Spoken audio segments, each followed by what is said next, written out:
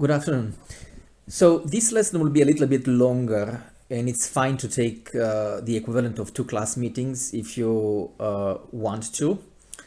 The reason is because I want to take my sweet time and go over a couple of things which will be actually important for later sections, not just for the section at hand. So the purpose of this lesson is to compute using integrals areas between the graphs of 2 functions. This is an immediate application of the Riemann integral. And to an extent, I think most of you did such problems in Calculus 1.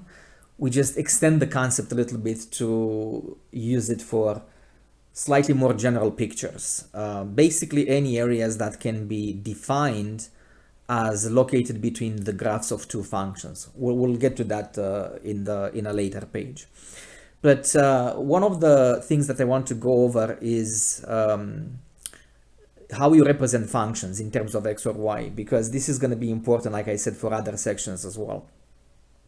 So pause if you want to and write down these 2 pictures.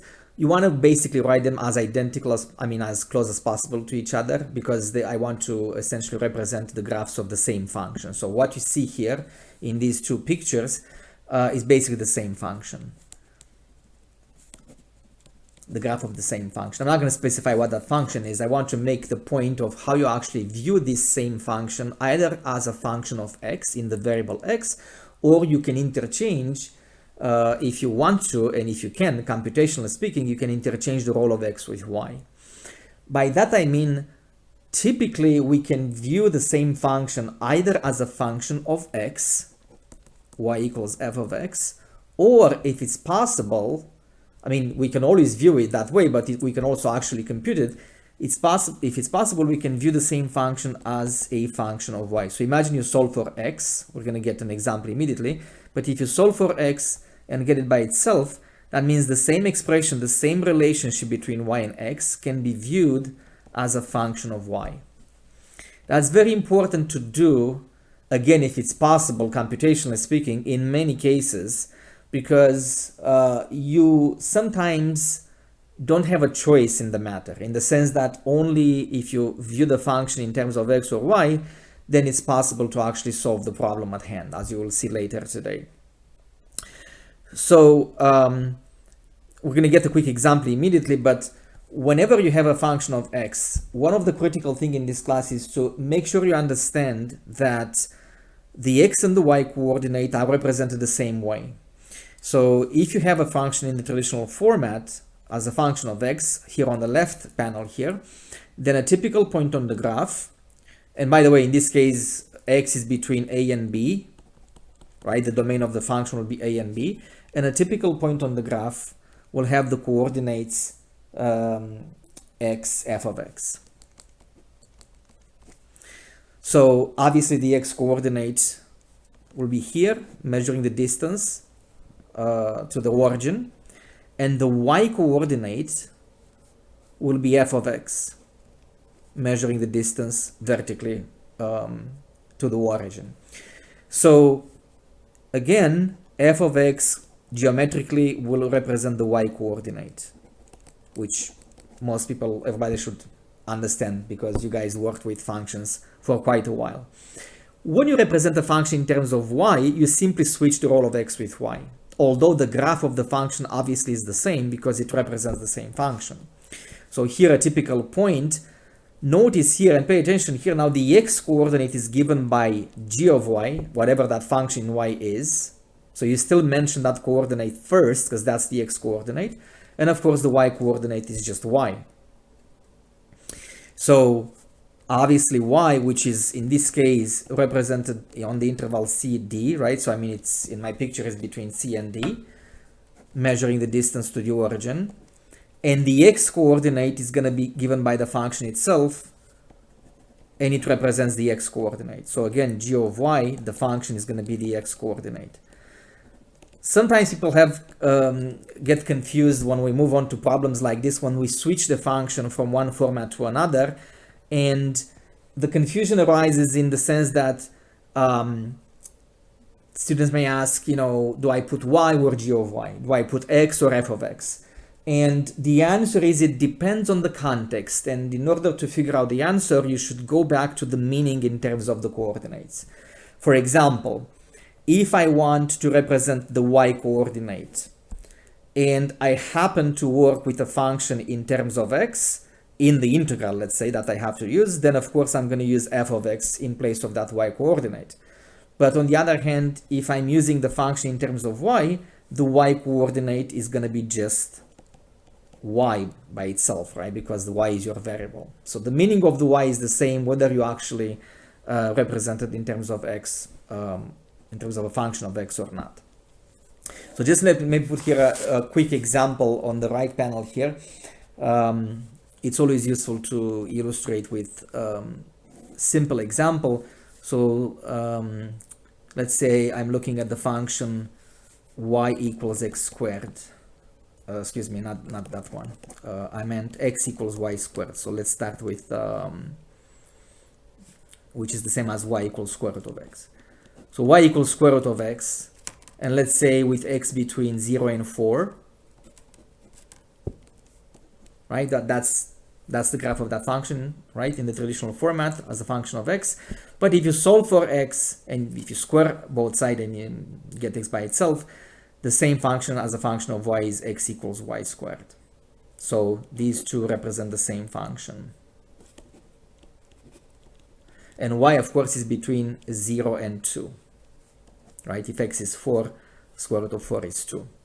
So either you view this as x equals y squared with y between 0 and 2, or y equals square root of x with x between 0 and 4. These two represent the same graph. One is in form of a function of y, one is in form of a function of x. And as I said before, it will be important to switch between the two if needed, because again, you will see that the solution to the problem can be obtained with less effort if you use one variable as opposed to another. In fact, in some problems, it's only possible if you use one variable as opposed to the other. So we'll talk about more on that later, but until then, make sure you understand very well how you represent these coordinates in either x or y and how you switch between the two. And before we move on to the second page, let's do another preliminary topic to review it briefly. In Calculus 1, we introduced the concept of the Riemann integral. And I'm not going to get into all the definition. I'm just going to come back to the geometric meaning of the Riemann integral, again with an illustrating graph here. So suppose you have a function in terms of a function of x over a closed interval AB.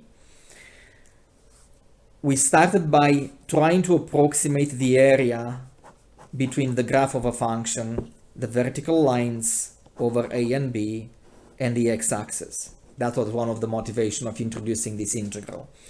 So the idea was to, of course, split the interval into small pieces, the domain, pick intermediate points or endpoints of those subintervals, and come up with what we call in Calculus 1 approximating rectangles.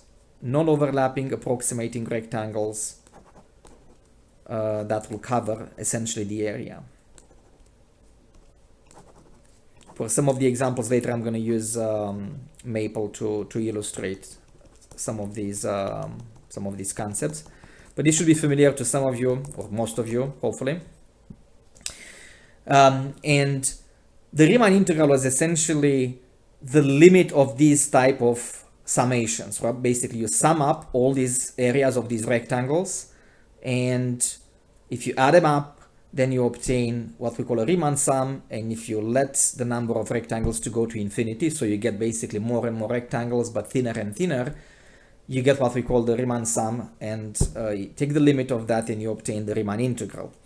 So these are kind of tedious notations, but basically the partition of AB, right, of this domain in subintervals, the typical notation is to denote these intermediate points as x1, x2, x3, all the way up to xn. By convention, x naught and xn are reserved for the endpoints of the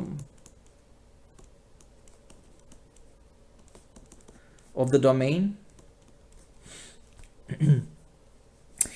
Then some intermediate points, C1, C2, all the way up to Cn between these partition points. And then the areas of these rectangles are obtained by multiplying the function evaluated at these intermediate points, which represents the height basically, and then the distance between these partition points. And if the distance is the same, so I mean if the difference between two neighboring points is the same, let's call it delta x, then the Riemann sum, which is essentially the sum of the areas of these rectangles,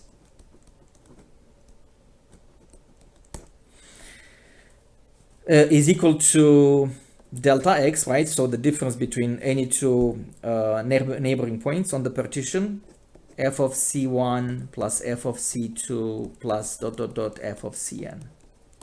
There are other typical notations, but the point is, as n goes to infinity, these Riemann sums converge to what we call the integral from a to b of the function f of x dx, if such limit exists, of course. Not all functions are integrable, although all continuous functions are. So quite a large class of functions is integrable. So I went a little bit faster here because this is familiar stuff from Calculus 1. For the purpose of this lesson, what's important is to remember essentially this association between the geometric meaning of the Riemann integral and the area between below the graph of the function and the x-axis. So once again, we have a function that we can integrate over a closed interval AB, right? So in this case, the domain is denoted by AB. Then the integral from a to b represents the area between the graph and the x-axis. Now, I should mention here with the caveat that under my little example here, the function is positive. So the function f of x is positive for all x, or for x between a and b. Because again, remember, if this area is below the graph of x-axis, the meaning of the integral is the area but with a negative sign. So anything below the x-axis, same geometric meaning, the area between the graph and the x-axis but with a negative sign. So we'll have time to get into that later, but for now let's finally start with the lesson itself. How do we compute the area between the graph of two functions, which is essentially a little extension of this basic meaning of the Riemann integral from Calculus 1. So stay tuned for the second page.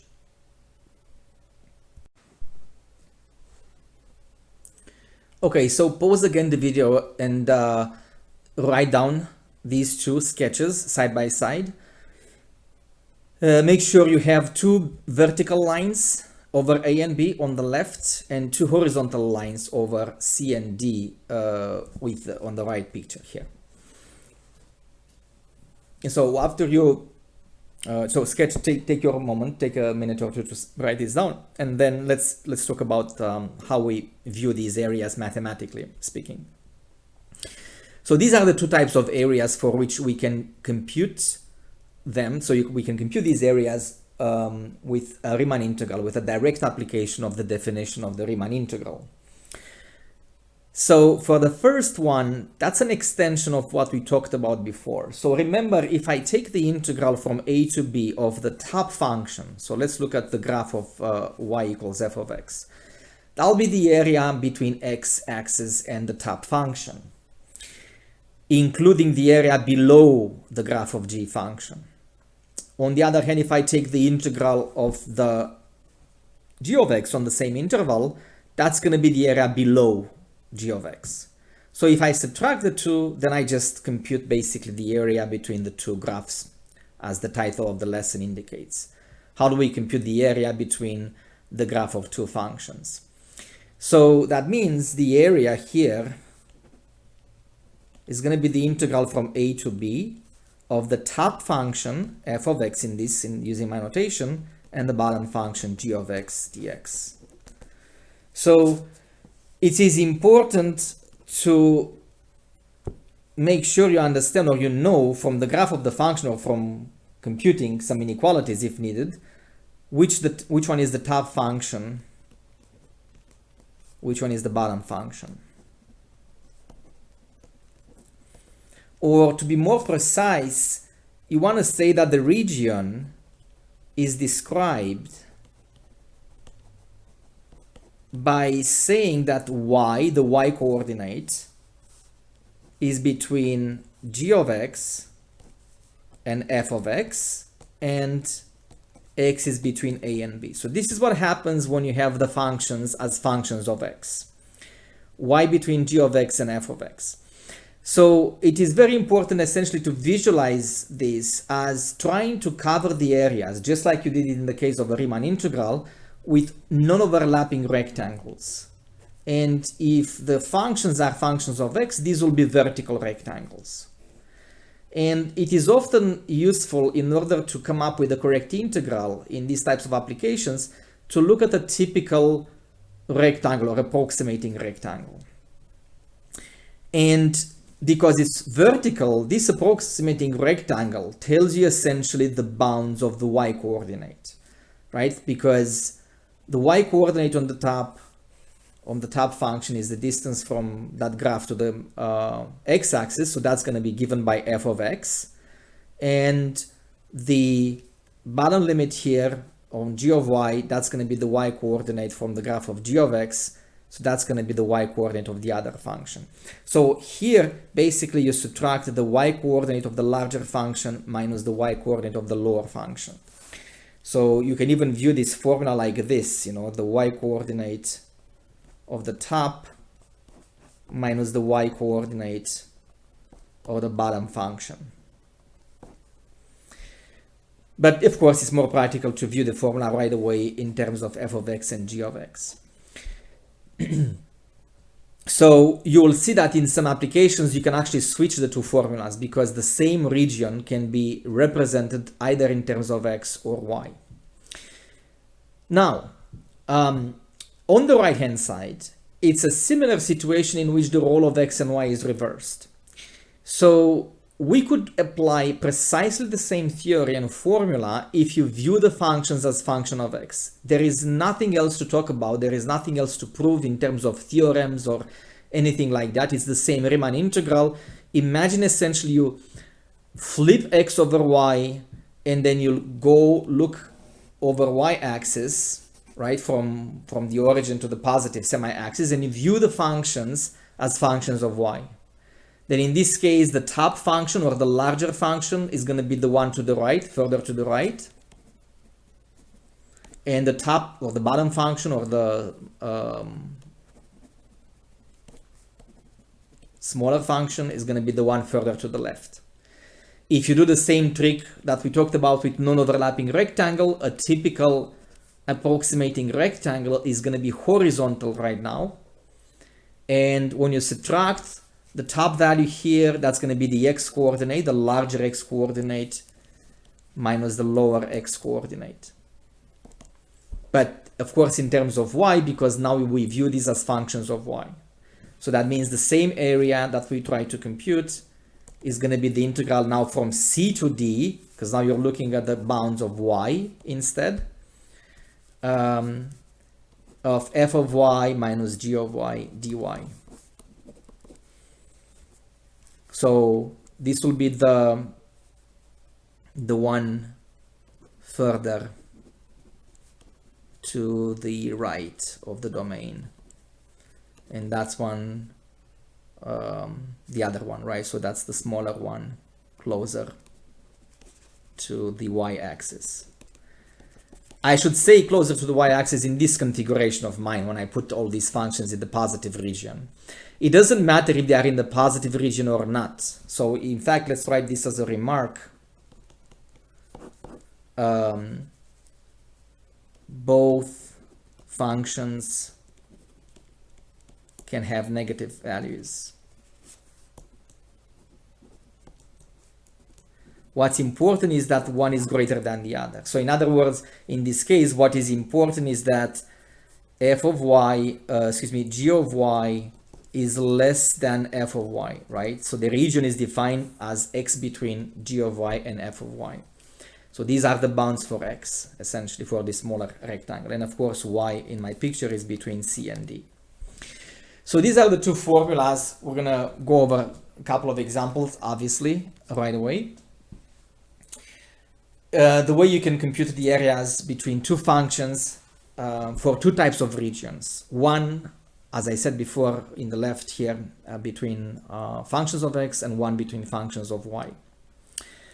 So let's move on to actual examples this time. And I'm gonna purposely, you don't have to do that in practice, but just to make the point, I'm gonna do, for some example, I'm gonna do the same problem using either representation in terms of the x coordinate, x variable or y variable, just to see that you get the same answer. So stay tuned for the next page.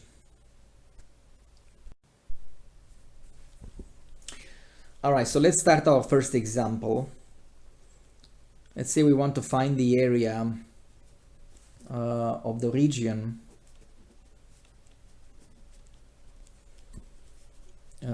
defined by or described by y equals sine of x, y equals x, x equals pi over 2, x equals pi.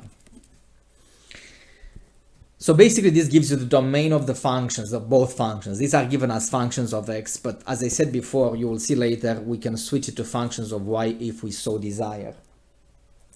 So let's do the graph over here. And let's say this is the sine function between 0 and pi. It continues like that, right? But we just care of the shape between 0 and pi. At pi over 2, the maximum here is going to be 1. And y equals x, it's actually above the sine function. Sometimes it's not that easy or immediate to see which one is on top of the other, but I'm not going to bother with those type of examples. So basically in the problems you will see, once you sketch both of these functions, maybe find the intersection points if needed, as you'll see later, it should be pretty obvious which one is on top of the other, so you can apply the formula correctly. So the top function is obviously y equals x. And then the bottom function is y equals sine of x. And we're looking at x equals pi over 2, so we have a vertical line at pi over 2. I'm going to overlap a little bit with the writing here, and another line over pi. So we want to compute this area. So if we apply the formula, so obviously f of x is the top function, f of x equals x, g of x equals sine of x is the bottom function.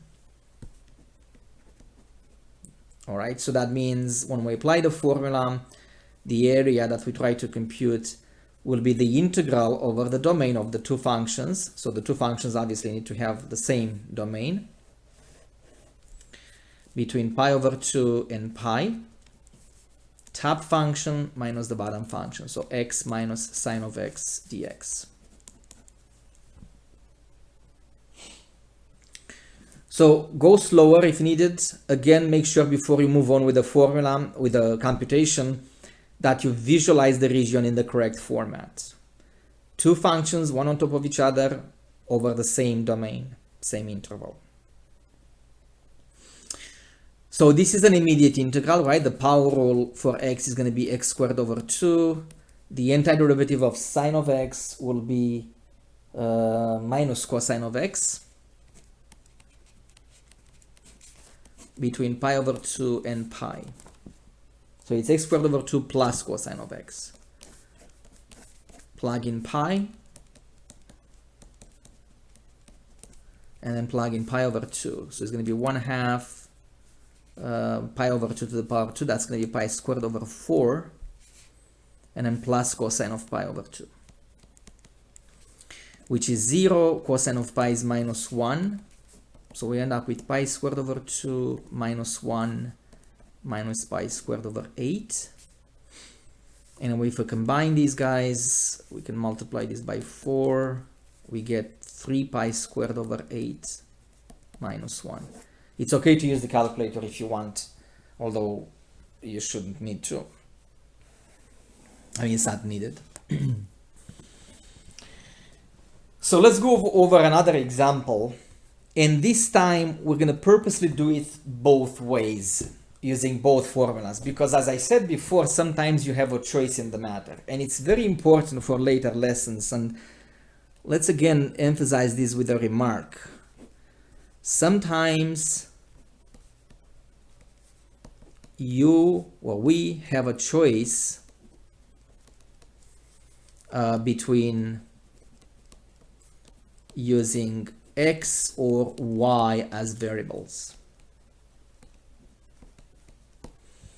Whether we care about or not, it depends on the problem, and I'll show you later on an example in which you definitely care, maybe the last example or the next one, we'll see immediately. So in this case, let's say the region, so again the question is to find the area of the region bounded by y equals x squared and let's see, y equals x squared and y equals x third.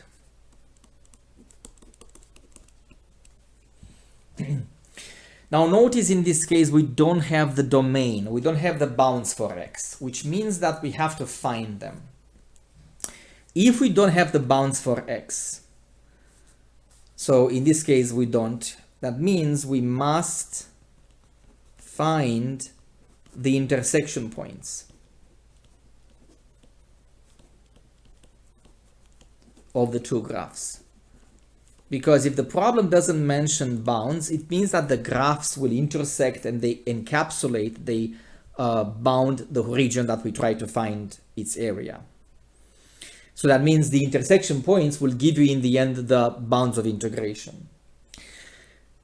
In order to find intersection points, we set the functions equal to each other. So set the functions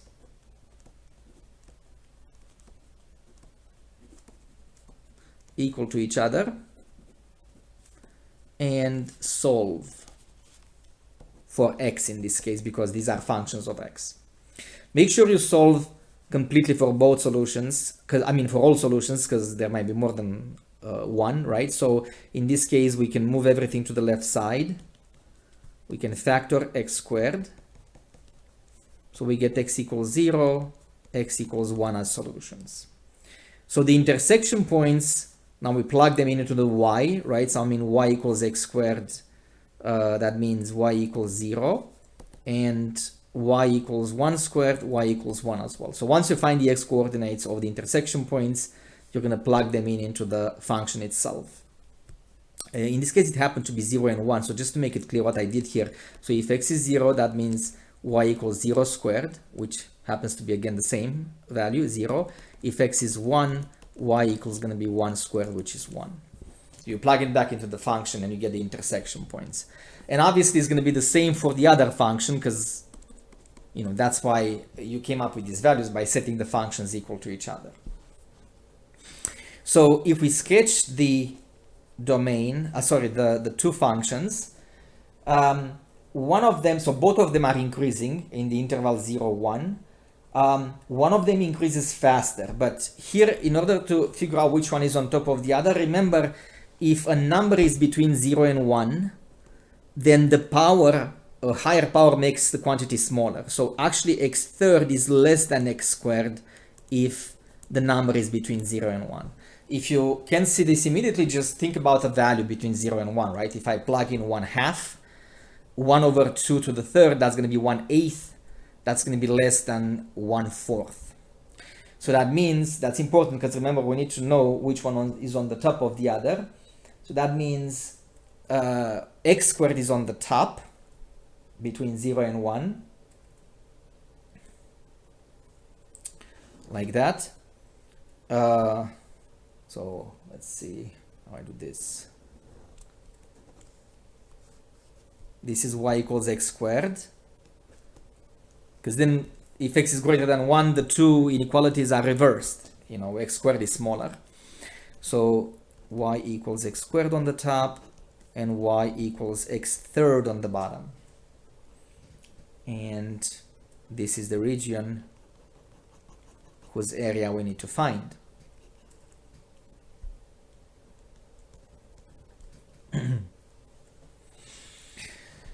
Okay, so if you view them as functions of x, which they are given as functions of x in the problem, then we approximate the area with vertical rectangles like before, right? So that means the area is going to be the integral between 0 and 1. The y-coordinate is also 1 here. Of the top function, which is x squared, minus the bottom function, which is x third.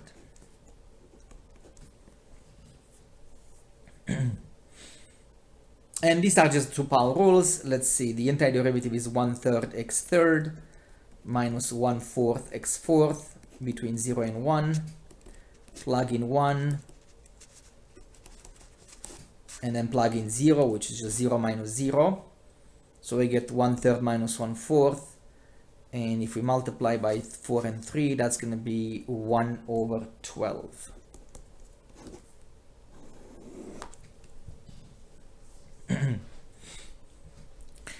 All right, so if I want to view them as functions of y, we can do the same area, we can compute the same area using the other formula. But in that case, you're looking at the rightmost function, which is going to be this, y equals x third, and then but view as a function of y. So we can do the same problem by writing these as functions of y. So for example, y equals x squared. If I take the square root, I can view that as x equals square root of y. And the other one, y equals x third, I can view that as x equals cube root of y, or y to the power 1/3 if you want. So I want to emphasize, and I'm going to do actually a little smaller graph here just to make the point. Same region,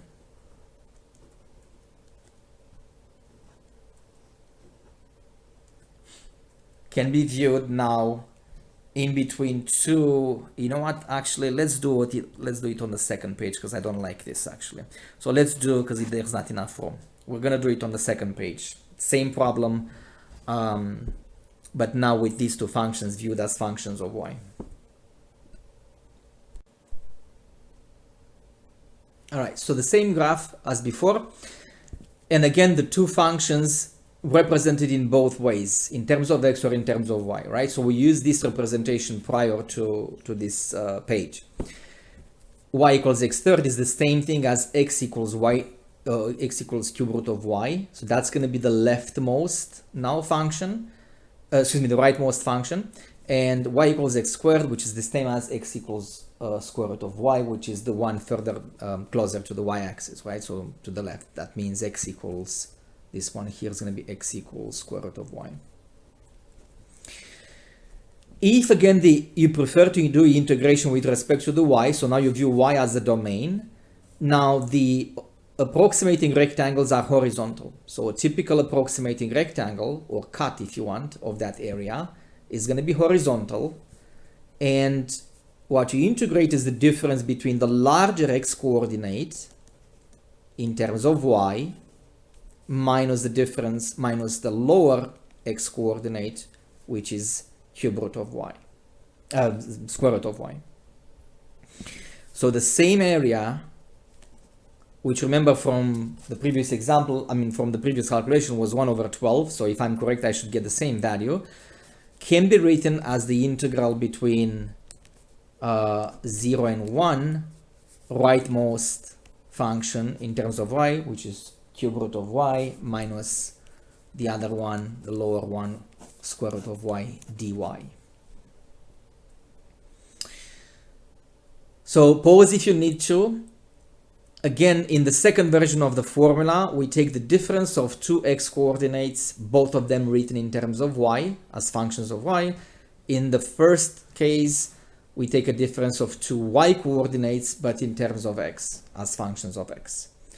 If they represent the same area, obviously I should get the same answer. So let's actually check. Obviously, I need to write these as powers, so I can use the power rule. So we have y to the 1/3 plus 1, 1 over 1/3 plus 1, minus y to the 1/2 plus 1, 1 over 1/2 plus 1. And this will be between 0 and 1. Let's clean up a little bit this. So 1/3 plus 1 is going to be 4 over 3. So in front of it will be the opposite of it. I mean the reciprocal. 1/2 plus 1 is 3 over 2. And in front of it is going to be 2 over 3. So now we plug in 1, 3 over 4 minus 2 over 3, and then 0. So here we multiply by 3, that's going to be 9 minus 8 over 12. So as expected, it's going to be 1 over 12. At this point, it's probably time to actually introduce an example to justify why we actually bother to do the same problem using both ways. And again, we shouldn't go too fast over this item right now, because the entire, one entire section basically will be motivated by this need, as you'll see in some problems, to be able to integrate either with respect to y or with respect to x, if you need to prefer one versus the other. So here's an example in which you actually are forced, in fact, to choose one variable versus the other. And let's see where it's at.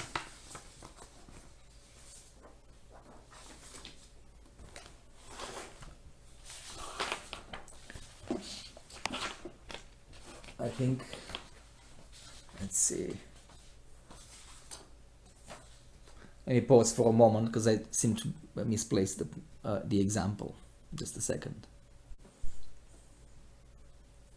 All right, so found the example, but let me actually hold the surprise for a moment. Take a moment to sketch this picture and make sure you label the numbers here, 2 over the x-axis here and 1, and sketch the area that we try to compute.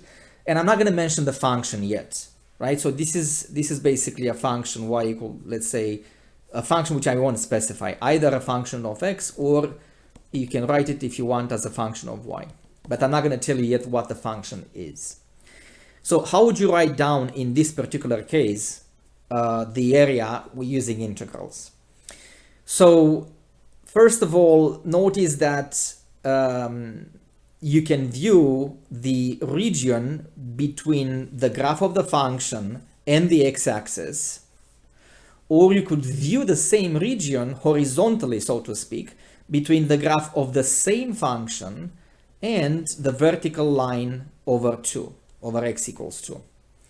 So to be more precise, I can either approximate the area with vertical overlapping rectangle. So that means I can say the region is defined as y between f of x and 0. So any y coordinate is between f of x on the top and 0. So the bottom function, in other words, is 0 axis, the 0 as a function of x if you want.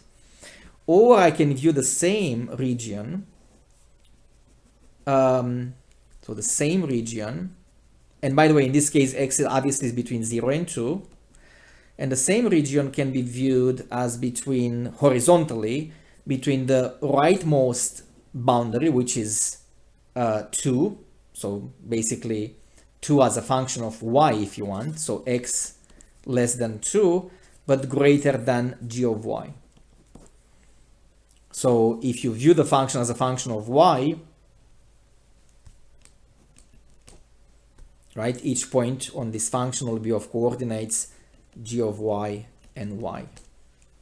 And of course, in this case, y will be between 0 and 1. So again, to summarize, vertically, upper bound is the function as a function of x, lower bound is 0, again as a function of x, except it's a constant, 0, and x between 0 and 2. Horizontally, it's between x equals 2, viewed as a function of y, if you want, and bottom is the same graph, but viewed as a function of y again, xg of y. So the same area could be then the integral from 0 to 2, f of x minus 0 dx, or the same area can be the integral from 0 to 1, 2 minus g of y dy. So the other version of the formula. Do you have a preference versus the other? Well, what if the function that we try to deal with here is x equals y third plus y. The graph is rather similar. Maybe it's not exactly the way I sketched it, but again, it's an increasing function in y, right? I mean, if y increases, x increases, but even faster, right? Because it's y third plus y. So it is given basically as a function of y. So it's kind of already given in this format. But do you have a choice in the matter? Can you actually use this format? Well, in order to use the first format in terms of x, you need to get y by itself. And that's actually very complicated. Close to impossible, actually. Because this is a third-degree equation that combines a polynomial, third-degree polynomial in y. So it's very hard or close to impossible to get y by itself. So hard to write it as a function of y, as a function of x. Sometimes you can write it, but the integral will involve harder functions. But I just want to give you this extreme example to show that sometimes it's not really much of a choice. This is given as a function of y, so try as you might to get it as a function of x, that's going to be close to impossible task to solve for y. So that means we must use this type of integration over the y-axis, and the problem is rather simple in this case, right? G of y is going to be y third plus y. dy is just the power rule, so 2y minus y fourth over 4 minus y squared over 2 between 0 and 1. Plug in 1, that's going to be 2 minus 1/4 minus 1/2. And then we plug in 0, which doesn't change anything. We multiply by 4 minus 1 and then by 2. And the answer is 5/8. Always make sure you pause and do the computation on your own pace if you need to. So we're going to finish with another 2 examples just for practice. And I think that's enough for today. So stay tuned for the last page. Okay, so let's do 2 more examples, and you should feel free to work ahead of me if you want to and check your answer later with me. So when I move on to the second example, for instance, or even now, you can pause the video and you can try both of these, and then you can check with me. So you should probably do that whenever you feel like it. Just try to do the example ahead of time and then check with me later. So both of these problems, one specify the bounds. Well, I guess the second one specifies the bounds, but the first one doesn't. So just like before, to figure out how these graphs look like with respect to each other, we need to find the intersection points first. So that means, again, we have to set the 2 functions equal to each other and solve for x. Move everything to the left side. Let's factor. And we get 0 and 6. And then plug in, you can plug in either of the 2, remember, because these are intersection points. So I can plug in, for instance, on the first one, 2 times 0 is 0. So one point is going to be 0, 0. And the other one is 2 times 6, which is 12. So the other point will be 6 and 12. All right, so how do they look like, the shape of it? Well, one of them is a line, obviously, y equals to x. And let's actually sketch the points, intersection points first. So 0, 0 is over here, the origin. And then 612 should be kind of like this. Let's say this is 6 and this is 12. All right, so one of them is a straight line, y equals 2x. The other line is a parabola open upward because it's x squared minus 4x. So it's going to look like this, like that. There is a way to compute the vertex of this parabola, but or you can actually find the intercepts of the parabola, which are 0 and 4. So this function, if you factor x, that's going to be 0 and 4, and the vertex is right in between them. So it's going to be like that. And I'm going to emphasize, of course, just the portion that is of interest. There's just the portion between 0 and 6. Kind of messy here.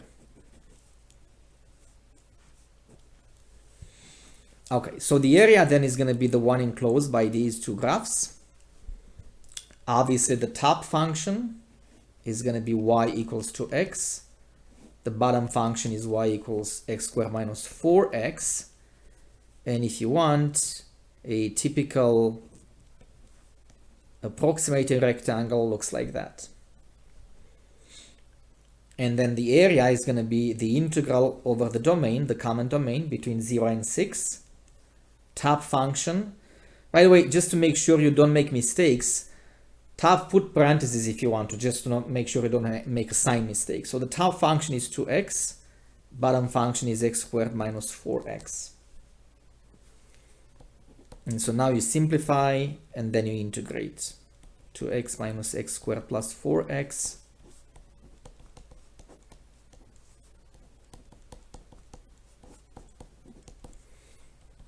Antiderivative is 6x squared over 2 minus x third over 3 between 0 and 6. 6 over 2 is 3, so 3 times 6 squared minus 1/3 6 to the 3.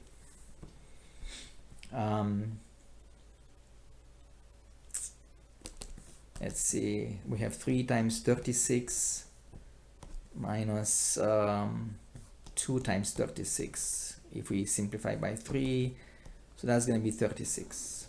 Final answer.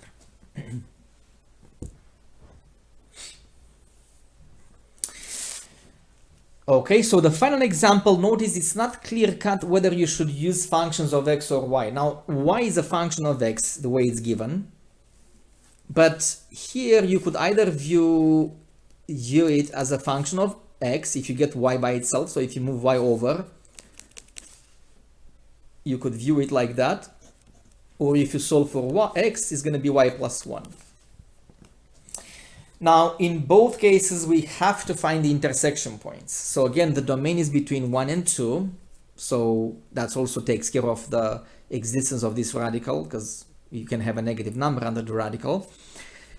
To find intersection points, you need to basically set the functions equal to each other, but we have to basically choose one format, right? So for example, let's say I'm going to choose the functions in terms of, well, let's actually write them side by side. So both functions in terms of x will look like this. Both functions in terms of y will look like this. To get this in terms of y, we have to square both sides and then get x by itself. So x equals y squared plus 1, x equals y plus 1. When you find intersection points, it doesn't matter which of the form you use. So let's use the format with y. So let's set them equal. So set equal. Because I cancel 1 immediately, move y over and factor. And then plug it into either of the two. So if y is 0, x is going to be 0 plus 1, which is 1. If y is 1, x is 1 plus 1, which is 2. Okay, so the intersection points are 1, 0. Make sure you write them in the correct order with x coordinate first.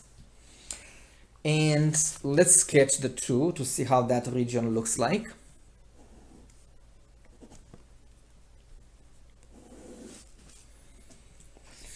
Now the graph of square root of x minus 1 is just like square root of x shifted 1 unit to the right. So that's going to be 1 over here. Looks like that. And the other intersection point, like I said, is 1. So this is 1, 0. And the other intersection point was 2 and 1.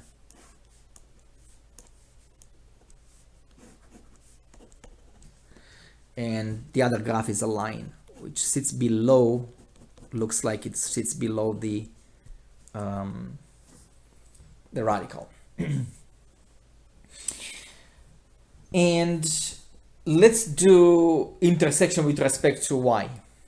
So if I use the functions as functions of y, I'm looking at a horizontal approximating rectangle, and I'm taking the integral. So for the y, the domain is going to be 0 and 1. The rightmost function is the line, so that's going to be y plus 1. The leftmost function is going to be y squared plus 1.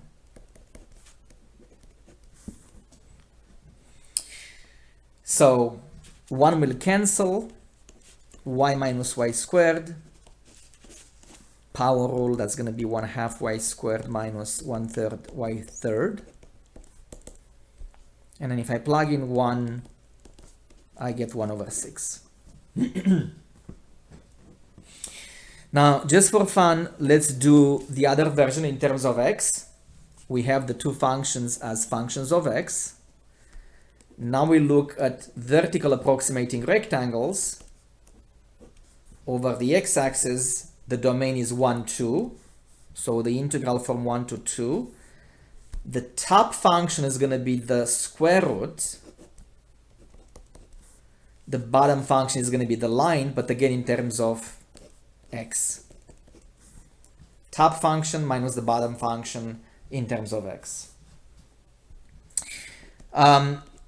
We'll comment on this later, but to integrate square root of x minus 1 is like integrating x square root of x. It's like a simple u substitution, because if you substitute x minus 1 with u, d is dx. So basically it behaves just like x when you actually integrate it. I'll take some time actually next lesson to comment a little bit more on these quick u substitutions in case someone needs a refresher, or we can talk about it during the office hours, obviously. So this is like integrating x minus 1 to the 1/2 minus x plus 1. And the antiderivative is going to be x minus 1 to the 1/2 plus 1. 1 over 1/2 plus 1 minus x squared over 2 plus x. There's not going to be enough room, so I'll leave you as an exercise to check. So this is between 1 and 2. Let me do one more step and then take a moment and check for yourself to see that you do indeed get 1 over 6. So it's going to be 2 over 3 x minus 1 to 3 over 2 minus x squared plus 2 plus x between 1 and 2. So if you plug in 2, let's squeeze in one more term here. 2 minus 1 is 1, so it's going to be 2 over 3 minus 4 over 2, which is 2, plus another 2, minus, if I plug in 1, that's 0, minus 1/2 plus 1. Might as well do it actually. So minus 2 cancels with 2. I get 2 over 3, let's see, minus 1/2, right? Because this is going to be 1/2 with another minus, it's 2 over 3 minus 1/2. And that's going to be 1 over 6.